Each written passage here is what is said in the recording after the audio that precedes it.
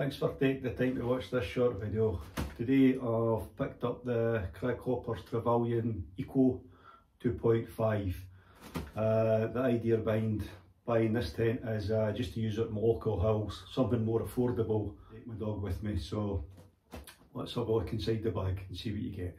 It says 2.4 kilos on some of the websites.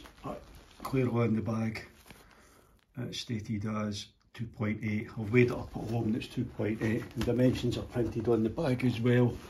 So I'll just quickly open the pack, see what you get inside. I like this style of pack, quick opening. It's also going to be handy for packing the tent away, the tent's wet and whatever. So the tent's all made from recycled material. So I believe the outer fly sheet is a recycled polyurethane and the inner tent is recycled polyester. I quite like these, they're quite small, about quite similar to the MSR groundhogs, but still nice and light as well. And I like the idea of having a piece of cord here so it's easy to remove. Two poles in the pack here, I believe they're aluminium 8.5mm. It's colour coded. This one with the grey part goes on near the rear sleeve on the tent, and the one that's all red goes on the front part of the tent. If you bear with me, I'll try and find the colour coded sleeve.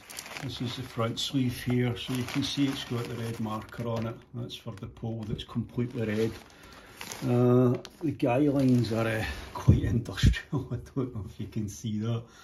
Almost like something for the Govan shipbuilders, and these red metal sliders on them. So see how the tent goes. I'll probably replace these with some Dyneema guy lines I've got at home. Just first impressions, seems pretty solid build.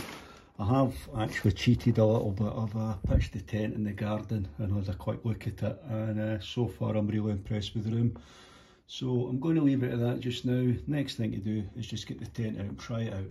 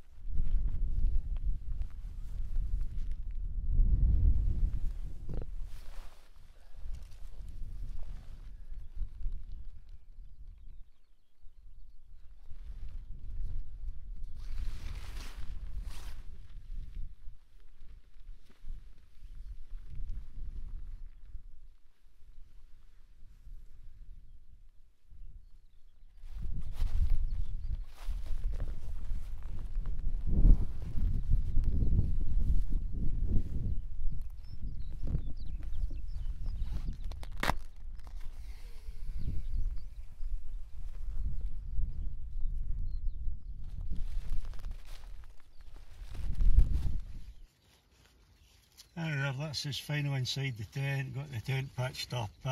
Took a wee while, it's still needing a bit of tweaking. The inside corner behind the phone is sagging a little bit, it just needs adjusting on that corner. There's little straps, I'll show you later.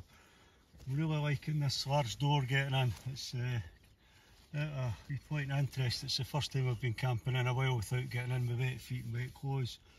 So I've got the door all sealed up here. But I've seen this in a few other tents. You can either do this, get the door fully open, get loads of air in. I won't do that tonight, so we want to keep all the wee bugs and whatever out. Or you can take this part. This is quite common on a lot of these other tents. Get this down. Get it tucked away in this pocket there that you can't see from my rucksack. You get the nice door for a bit more insulation. What I'll probably do tonight is just to keep a bit of draft out of the wind picks up. I'll have it about here. Now you're getting plenty of insulation through, plenty of ventilation, sorry, and airflow through the top, and this can just hang in here and stop the draft at the bottom. Quite a large mesh window at the back there, and you've seen me opening up the vent at the top here earlier, so plenty of airflow getting through here. You can just see the gap at the back of the tent as well. This corner here's sagging in a little bit. There's little sort of grey straps on the outside that's just needing adjusted to pull it out a bit. It's the first time sort of pitching it out, so it's not the best pitch. So this should be a true test of the tent tonight, because just in cue that's the rain on. I've adjusted the tent a little bit on the outside, but it's still a bit saggy and whatever in here. I'll just stick with it, it seems to be okay. First impressions, it's nice being able to sit up at this end of the tent. You know, I'm bang on 6 feet. Okay, then I'm sagging a little bit, slightly touching.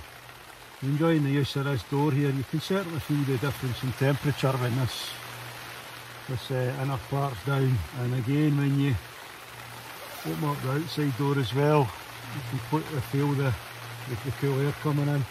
So it'll be interesting to see how waterproof the tent actually is. It's hydrostatic head 3000 on this one, so that's just pretty normal for British conditions. You can hear the rain's getting quite heavy out there, so I'm enjoying the use of this porch. I'll show you the porch later on. I'm going to try it out, I'm going to get the cooking set up. I'm going to have my third one of these fire pot meals. It's a chicken keema curry tonight. I have no idea what that is, but we'll soon find out. So these were the ones up in Aviemore for a £5, so right.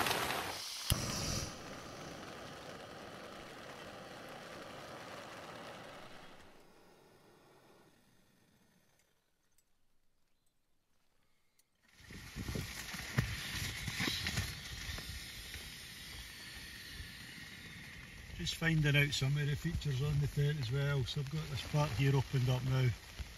Just letting some more air right through, but unfortunately the wind's blowing some spits of rain in, but I can take it up a little bit.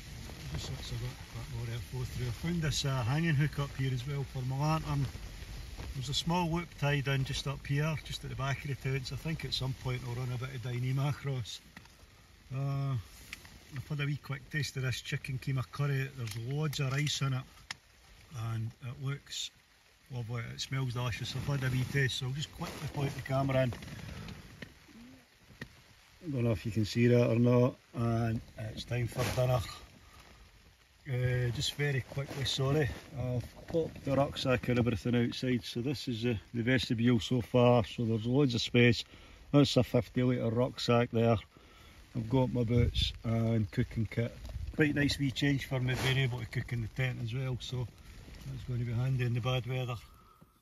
Okay, good. So that was a fire pot chicken keema curry. That's the third of the fire pot meals I've had, and I think that was absolutely delicious. Loved every bit of it. I'm definitely going to have that one again. Very authentic, I absolutely loved it. Breakfast for tomorrow is something to eat, morning oats with raspberry, so not exactly holding my breath, I'll see what it's like. I'll eat it anyway, get it used. Forgot to bring one of those drinking chocolates with me I had the last time, so sort of missing out on that, so we'll just have to go for the next best thing.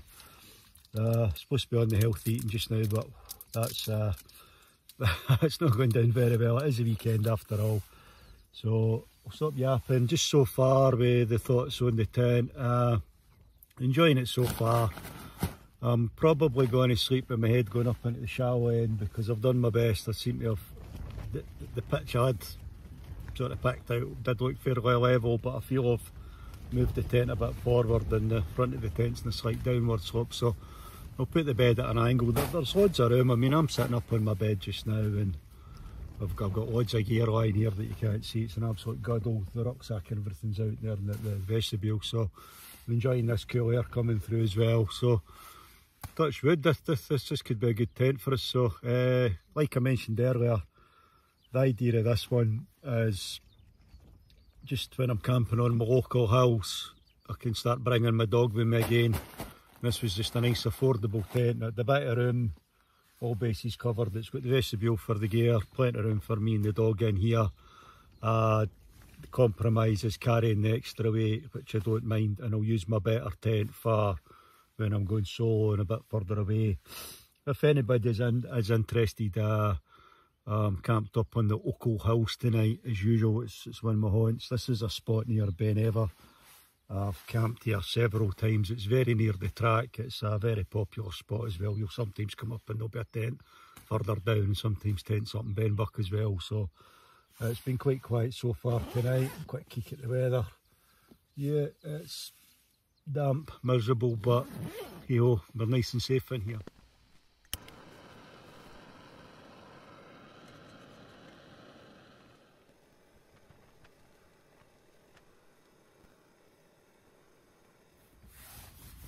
Thanks for staying with me. That's us our first night in the new Craghoppers tent, the Trevalyn. It's very claggy outside. I'll pop the phone out in a wee minute. There's absolutely nothing to see. The tents took a bit of beating through the night. It's been very windy. We've had loads of rain hitting the side of the tent as well. It's held up absolutely fantastic. It's exceeded my expectations, so I think probably next weekend I'll be back up here with this tent and I'll have the dog with me. I've got some breakfast on the go in the porch just now. Heating up some coffee. This pot's still going to be a bit hot. The only thing was I left this vent just slightly open last night and the wind had come back round. It's blew any sort of rain droplets up onto the mesh part here. So there was some rain droplets up here and it's sprayed onto the bottom of my quilt. But it's been fine though, it's just been a few droplets of water, nothing major, bit of moisture got in. So just to bear that in mind if it is that windy, just to close this part right up. So other than that, all that's left now is just to have breakfast, take my time organising the tent and then pack up before we go. So cheers. Oh, lovely.